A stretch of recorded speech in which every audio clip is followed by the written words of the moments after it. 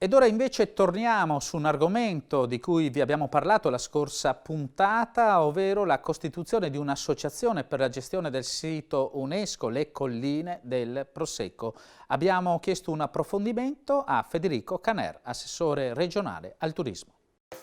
Quali sono le prospettive del nuovo patrimonio UNESCO Veneto dopo l'istituzione della nuova associazione di gestione? Tra le priorità sicuramente l'accoglienza del turismo, sulla quale il nuovo organo avrà il compito di stilare il nuovo piano turistico di una situazione già vivace. Noi oggi siamo a circa 350.000 presenze, ovviamente potenzialmente possiamo arrivare a 1 milione di presenze turistiche, anche se l'obiettivo della Regione non è tanto quello di incrementare in maniera vorticosa le presenze, ma la qualità del turismo che deve arrivare in queste colline. Un turismo di qualità dunque che per la Regione significa offrire ospitalità a turisti interessati all'identità dei luoghi e quindi alla conoscenza di un piccolo popolo che ha ricamato le colline del Prosecco. Noi abbiamo già negli ultimi anni una leggera crescita constatata e in particolare nel 2019 e quindi siamo convinti che questo trend aumenterà e aumenterà in maniera più che proporzionale.